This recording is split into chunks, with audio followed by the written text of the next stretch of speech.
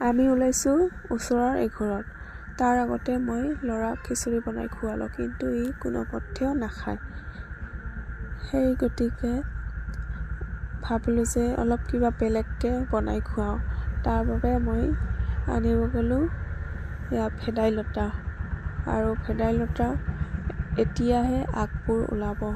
বৰষুণ পৰিলে এইখিনি লহপহকৈ বাঢ়িব।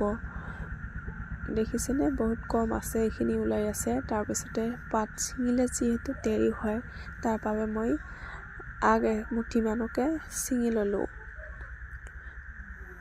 আৰু এইখিনি মই ল'ৰাক বনাই খুৱাম। তাৰপিছতে মই দেখিলোঁ নাৰিকলৰ গুৰিত পদিনা আৰু মানিমুনি, এইখিনিও অকণমান তুলি ল'লোঁ। আপোনালোকে এইবোৰ খায়নে? কমেণ্ট কৰি নিশ্চয় জনাব।